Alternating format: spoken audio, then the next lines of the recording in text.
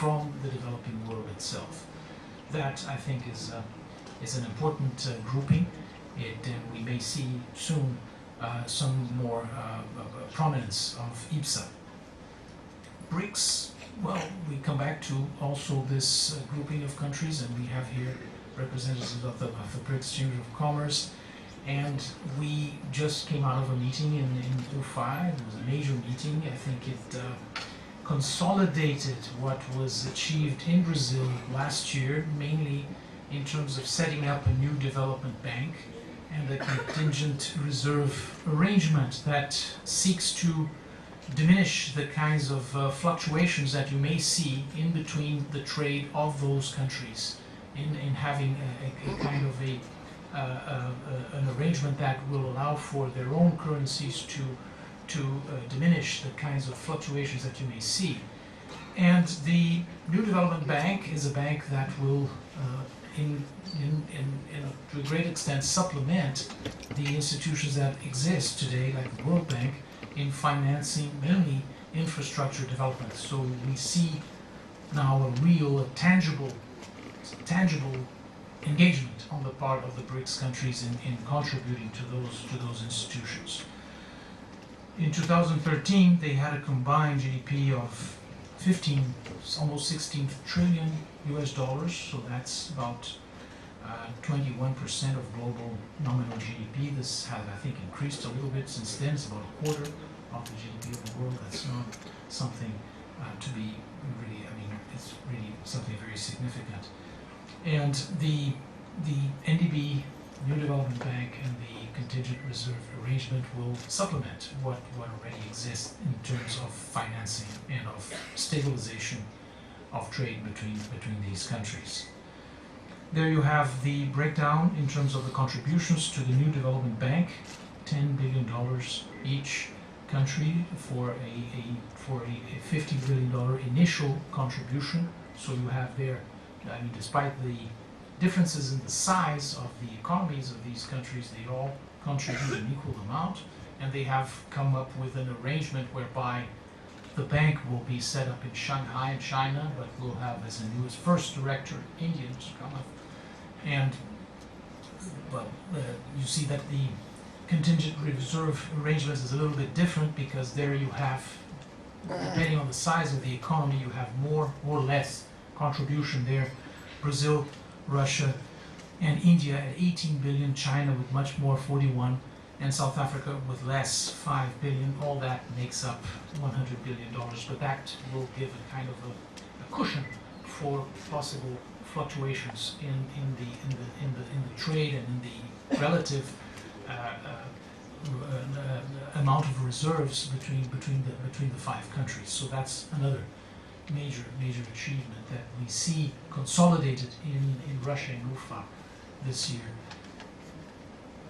Finally, I think I can also put forward to you some one quotation by the Brazilian president, Mrs. Rousseff, about BRICS. I mean, she says that with undeniable political, economic, and cultural strength, BRICS, the NDB, and the CRA act as a positive force in the consolidation of a more just, balanced, and effective multipolar international order.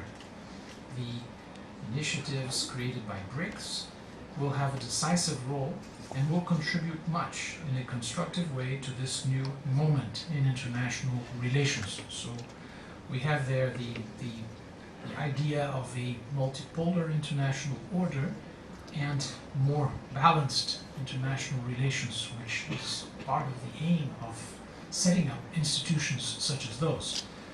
And she also says that she's certain that strengthening BRICS means strengthening the international economy and fostering peace among the nations. I think that's also one major objective in terms of fostering the international economy and strengthening it.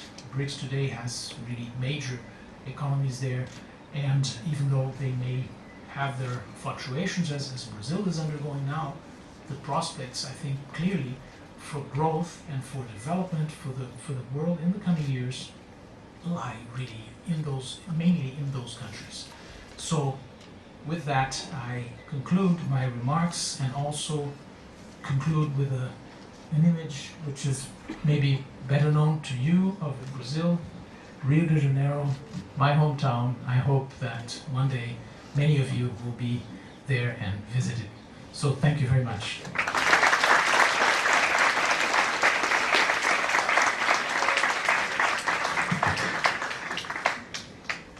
Thank you so much, sir, for sharing that valuable information with all of us and inspiring our students by your presence.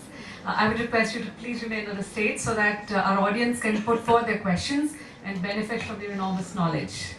Now, I would invite the audience for questions, and I would request you to please introduce yourself briefly first and then put forth the question. Can we have a mic here?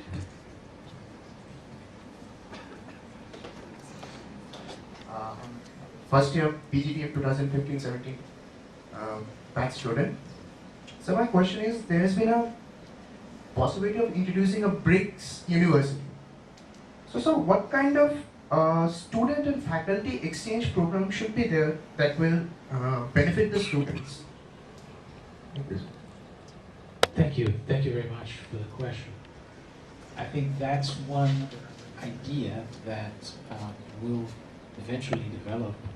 And what I can say about it is that there is already a forum of think tanks within BRICS that seek to interchange experiences between academic institutions and their professors amongst the BRICS countries and promote the possible research on BRICS countries by those institutions, which is very much lacking today. So that, I think, the eventual development of a BRICS university is something that will probably come out of a discussion amongst the BRICS think tank forum, which is, I think, the institution, the instance that brings together the thoughts of those that are in that particular area. Thank you, sir. Thank you so much. Do we have the next question? Yes? Thank you, sir. It was a great lecture. My question is where still Brazil and India do not enter in trade relations and have plans to enter in them. Well, several areas. They have already identified, I think, most of them. And I think I mentioned some of them. I think in the political area, we traditionally have very good relations because we have very, very similar views. In the economic and trade, I think the graph that I showed, I think portrays very clearly the type of growth that we have seen. In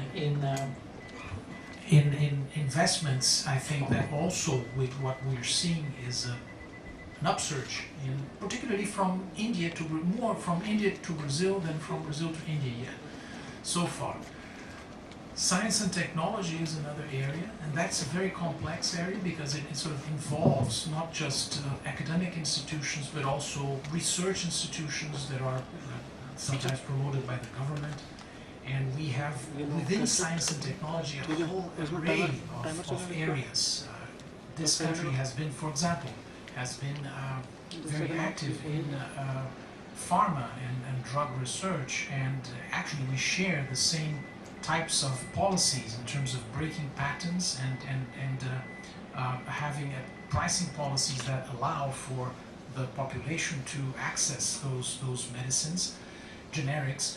And so, that's one area where we could see more growth. For example, it's already there within science and technology, but we haven't seen as much, let's say, interchange and potential as we could. And we have, just like science and technology, we have, like I mentioned, the electoral area, and that's one that just only very recently the electoral commissioner of India met with the electoral commissioner of Brazil. And there you have a whole array of activities which could take place, from identifying people, and that India is engaged in doing something like that, for its, for example, for its Aadhaar program here in India, that will facilitate other social programs that this country can implement.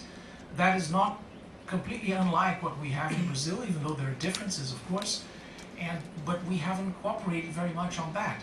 And this also has to do with the registry for people to vote and how to bring these things together, and what each country is doing on that is certainly one area where we can cooperate a lot more, and that we haven't done almost anything so far, not because we are not active on that, but because it takes time, I think, for both countries to get to know each other more directly. So I just give you some areas where I think we could increase our cooperation. Thank you.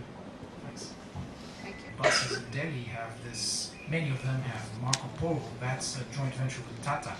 That's one area. Another big area is steelworks.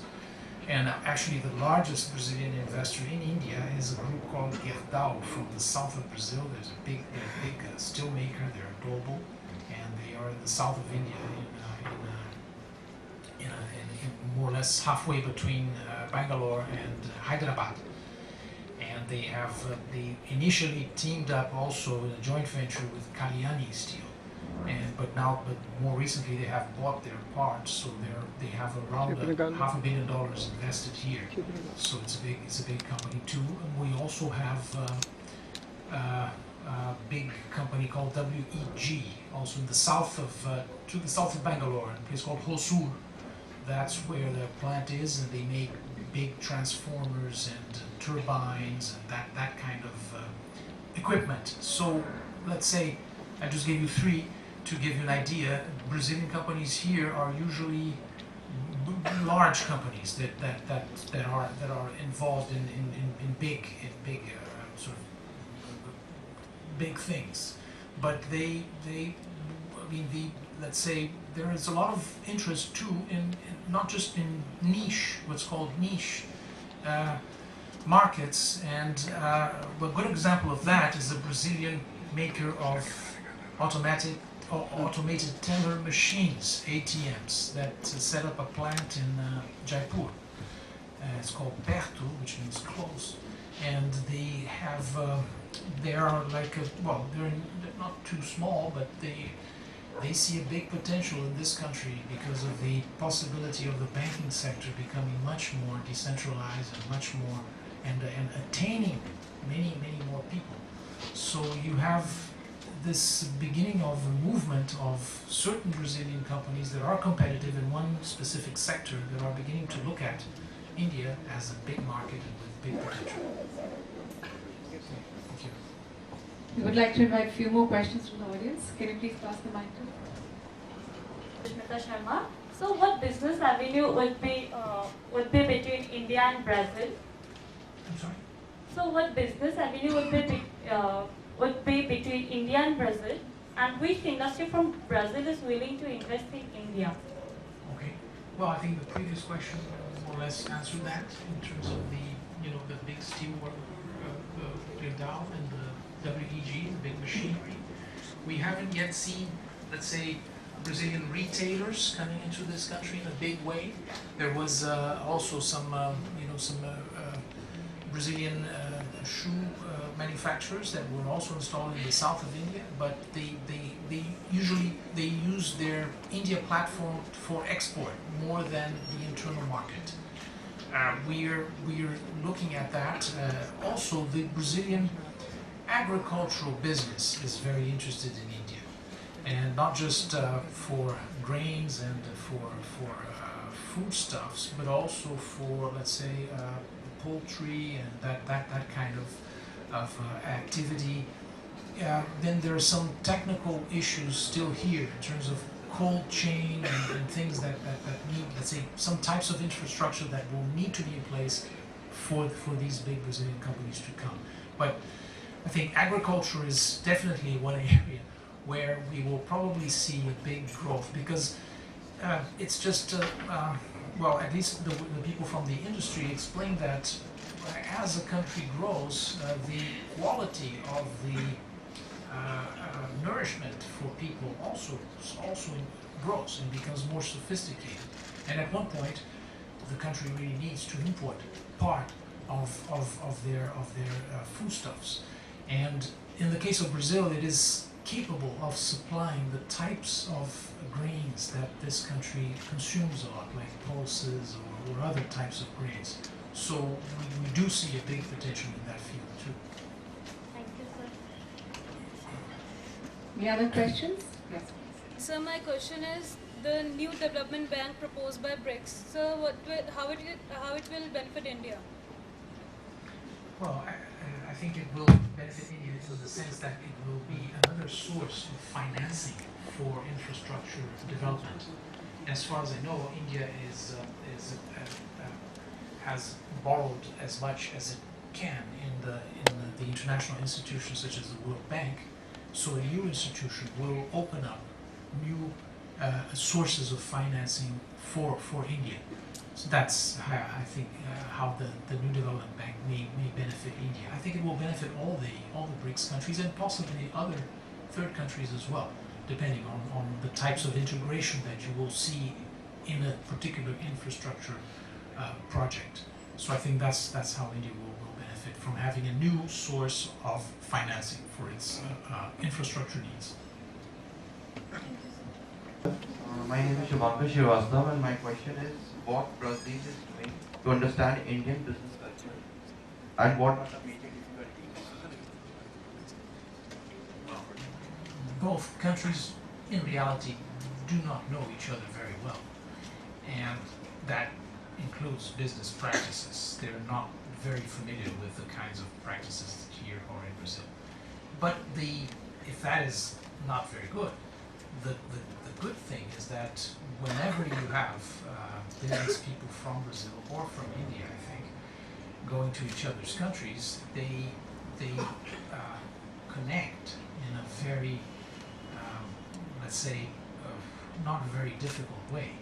Because if there is one thing that brings the two countries together is that they have, I mean, they're similar in some respects that usually make people more relaxed, in that they're very mixed countries. You have different types of people, and they're also big. They have they have a way of interacting that makes usually us or Indians in Brazil feel very at home, and that I think is something that really helps the business community to do more business in each other's country. The major hurdle is really that they don't know much about each other, and this is so because both countries, both Brazil and India, traditionally were connected to other countries and not so much